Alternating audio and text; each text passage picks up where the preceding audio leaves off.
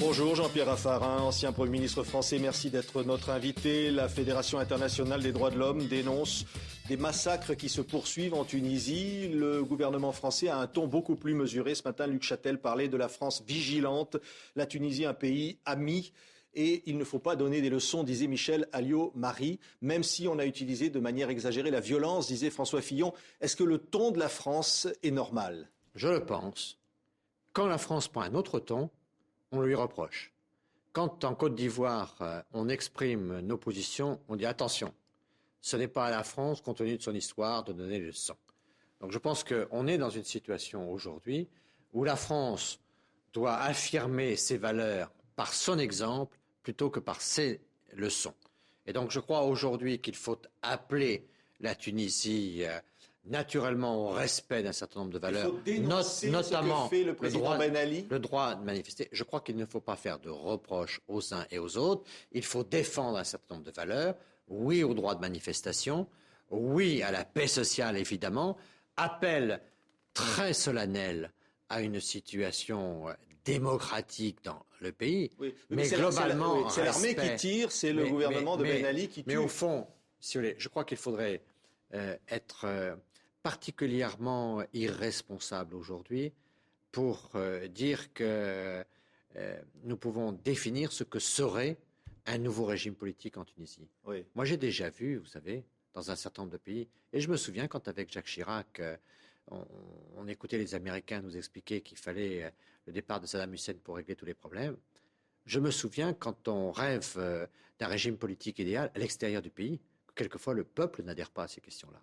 Donc je pense qu'il faut respecter les peuples. Et le peuple tunisien est un peuple ami de la France. Le peuple est dans la rue, apparemment. Vous pensez que c'est représentatif ? C'est une révolution qui est en train de se passer ? Soyons très prudents. C'est aux Tunisiens de trouver les voies de leur avenir. Ce n'est pas à nous de leur dire. Et personne ne peut dire aujourd'hui où est la majorité du peuple. Donc personne ne peut dire que les manifestants aujourd'hui sont la majorité. Personne ne peut dire qu'ils sont non plus la minorité. Donc nous devons avoir certaines réserves. La France est très critiquée. Dominique de Villepin dit la France ne peut plus rester en retrait. Moi je pense que la France doit rester en retrait. La France doit parler maintenant par ses exemples plus que par ses leçons. Oui, une utilisation disproportionnée de la violence, c'est ce que le Premier ministre a dit ce matin, François Fillon. Il y a eu notamment un franco-tunisien tué, un professeur, 66 morts, un bilan chaque jour qui s'allonge. Que va-t-il se passer maintenant ? Mais vous le voyez comme moi, les informations sont très partielles sur cette situation. Donc méfions-nous des informations qui nous arrivent, faisons en sorte que la France défende ses propres valeurs. Et c'est clair que nous, on ne peut pas accepter des situations dans lesquelles, par exemple, le droit de manifestation n'est pas reconnu. On ne peut pas accepter... Mais là, il y a une répression meurtrière. On ne peut pas accepter une répression meurtrière, mais on ne peut pas non plus laisser penser que l'avenir de ces pays très menacés par l'islamisme intégriste, que l'avenir de ces pays pourrait s'enclencher dans des perspectives de violence que nous condamnons. Oui. Nous voyons aujourd'hui, dans tous ces pays-là, des menaces réelles d'intégrisme, et donc soyons très vigilants et faisons en sorte que le régime puisse s'ouvrir aux préoccupations du peuple, mais faisons en sorte aussi que soit respectée une des grandes avancées de la Tunisie aujourd'hui, c'est la laïcité.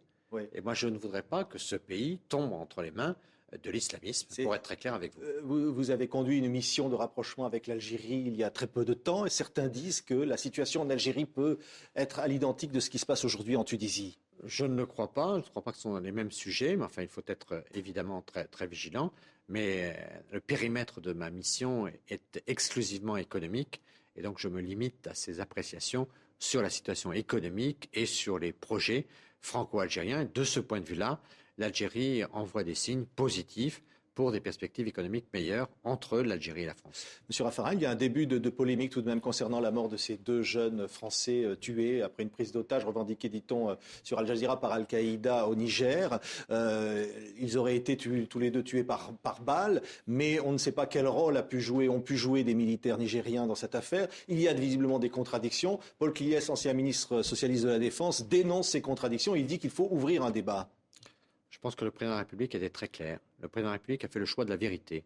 Il veut que la vérité existe et s'affiche clairement sur ce dossier. La France n'a rien à cacher.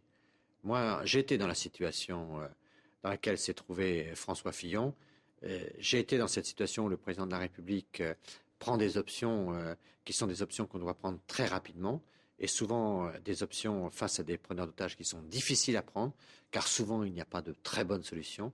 J'assume avec tous les Français les décisions qui ont été prises. Je pense que dans des situations comme celle-là, il faut clairement montrer la solidarité nationale. Il ne doit pas y avoir de débat, même s'il y a un consensus évidemment sur la raison de tout cela, mais moi, je pense un débat sur la stratégie employée. Il doit y avoir enquête, mais il doit y avoir solidarité nationale.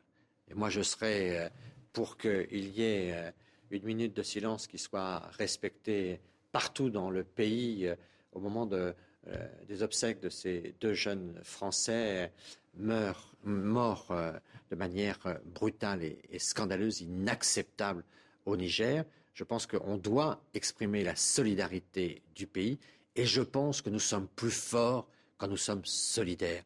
Et si dans les mairies françaises, on pouvait exprimer cette solidarité à cause de cet événement-là, je pense que les terroristes verraient une nation soudée. Les terroristes, ils attendent quoi? Ils attendent des nations divisées. Nous devons répondre par le rassemblement. C'est un appel que vous lancez là aux maires de France. Je pense que ce serait une bonne attitude de la France de montrer notre solidarité autour de nos institutions. Encore un mot, Monsieur le Premier ministre. Il y a 30 députés UMP qui se disent solidaires d'Éric Zemmour, un chroniqueur qui a affirmé que la plupart des trafiquants sont noirs et arabes. Ils le disent au nom de la liberté, ils veulent soutenir, et d'ailleurs Jean-Pierre Chevènement aussi soutient Éric Zemmour. Qu'est-ce que vous dites, vous? Moi, je suis un libéral, j'ai beaucoup de considération, d'amitié pour Éric Zemmour, mais je suis hostile à toute pression politique sur la justice. C'est-à-dire, d'une manière générale, je considère que les députés UMP qui ont signé cela ont tort. Ce n'est pas à des parlementaires, ce n'est pas à des hommes ou des femmes politiques aujourd'hui de faire pression sur la justice. Nous avons une justice qui est une justice républicaine, et je suis pour les orientations qui sont proposées par le président de la République, c'est-à-dire avec des procureurs responsables et avec une politique pénale. On a le droit de dire que la plupart des trafiquants sont noirs et arabes, c'est un fait, c'est ce qu'il dit. Je pense que la justice a tous les moyens d'apprécier ce sujet. J'ai de la sympathie pour Éric Zemmour, je comprends ce qu'il dit, mais je me garde en toutes circonstances d'intervenir sur la justice. La justice a besoin de liberté pour faire respecter la liberté. Merci Jean-Pierre Raffarin d'avoir été l'invité de TV5 Monde.